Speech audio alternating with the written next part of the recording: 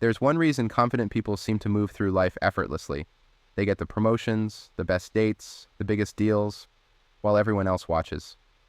But what is it they're actually doing that the rest of the world doesn't see? And how can you start using it without faking anything? I spent years studying what separates the people who just get by from the ones who dominate socially. In this video, I'll break down the 3 core abilities that highly charismatic people master, the ones that give them real presence and control in any room. I'll also show you the biggest mistake most people don't realize they're making and the one technique that ties it all together. This isn't about personality hacks, it's about building real social power. The authentic charisma framework. What if I told you that the most charismatic people you know aren't naturally gifted? That charisma isn't some magical quality bestowed upon the lucky few at birth, but rather a specific framework that anyone, yes, also you, can master. Most people have it backward. They think charisma requires you to transform into someone else, to put on a performance that doesn't align with who you truly are. That's precisely why 99% of attempts at becoming more charismatic fall flat, and it makes you look try hard. Here's the fundamental difference. Truly charismatic people aren't trying to be charismatic at all. They've simply learned to leverage their authentic selves in the right environments. The first principle of authentic charisma might surprise you. It's about finding your authentic social environment. When you force yourself into the wrong social situations, you're essentially fighting against your natural tendencies. Think about it. Have you ever tried to be the life of the party when deep down you'd rather be having a meaningful one-on-one conversation? That internal conflict shows up as awkwardness, creating the exact opposite impression you're hoping to make. To identify your natural social strengths, pay attention to when you lose track of time in conversations. Which environments energize you rather than deplete you? For some, it's small group discussions about ideas and concepts. For others, it's activity-based gatherings where the focus isn't solely on talking. Some thrive in high-energy environments, while others shine in calmer, more intimate settings. There's no universal charismatic environment, only the right environment for your authentic self. The counterintuitive truth about charisma is that it isn't about becoming more extroverted. It's about leveraging your existing personality effectively. If you're naturally thoughtful and observant, your charisma will look different from someone who's naturally bold and expressive. And that's exactly as it should be. True charisma feels effortless because it is an extension of who you already are, not a mask you put on. So what happens when you stop trying to be charismatic in environments that drain you and instead focus on contexts where you naturally shine?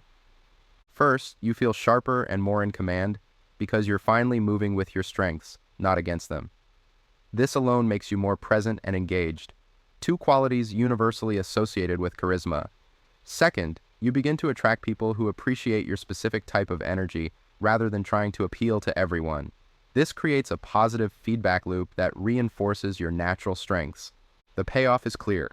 Forcing yourself into the wrong social environments actually diminishes your natural confidence instead of building it. It's like trying to swim upstream, exhausting, and ultimately futile. When you align your social efforts with your authentic self, charisma emerges naturally as a byproduct of being fully present and engaged. But finding your authentic environment is just the foundation, the starting point that makes everything else possible.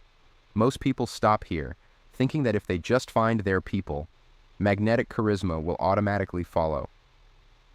That's only partly true. There's another critical skill that most people completely overlook when trying to connect with others, and it's the difference between being merely comfortable in social situations and being truly compelling. That overlooked skill is storytelling, but not in the way most people think.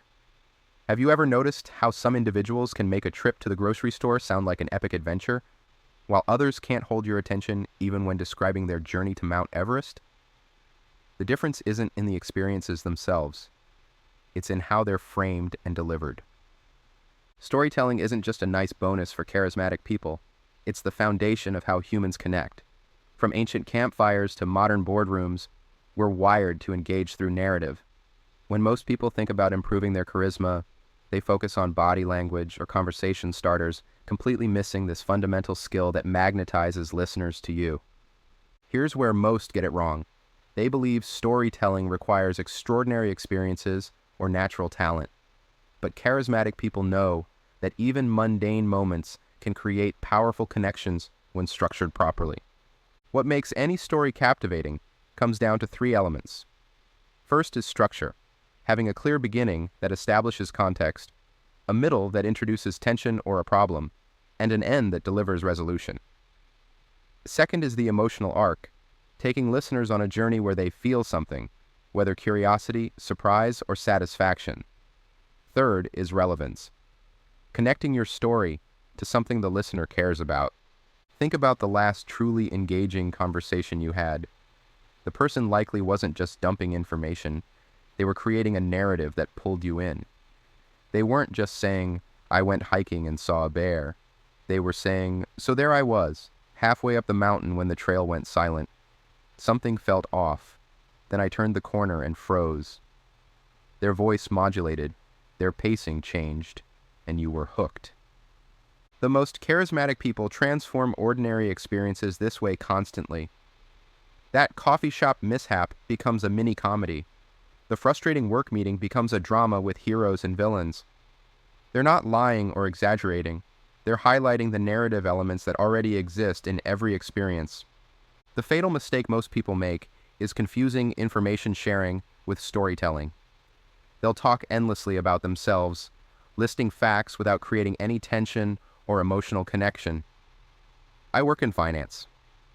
I've been there 3 years. Before that, I was at another firm. Technically, that's sharing information about yourself, but there's no reason for anyone to care or remember it.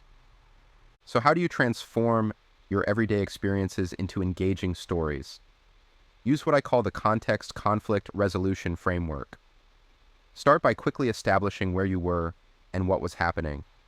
Just enough context for the story to make sense. Then immediately introduce some form of conflict, a challenge, surprise, or question that creates tension. Finally, share how it resolved, ideally with a small insight or takeaway. Try this exercise. Take a routine experience from your day, maybe a conversation with a coworker or an errand you ran. Now reshape it using this framework. I was grabbing coffee this morning when the barista asked me a question that completely caught me off guard. Notice how immediately more engaging that is than "I got coffee today." What's fascinating is that becoming better at storytelling actually makes you a better listener too. When you understand narrative structure, you start recognizing it in other people's stories. You ask better questions because you're curious about the tension points in their narratives. You become invested in how their stories resolve. Suddenly, you're not just waiting for your turn to speak. You're genuinely engaged in their experience. Storytelling is the hidden foundation of charismatic communication because it creates emotional investment in a way that facts alone never will. When you share information, people might remember what you said, but when you tell a story, they remember how you made them feel.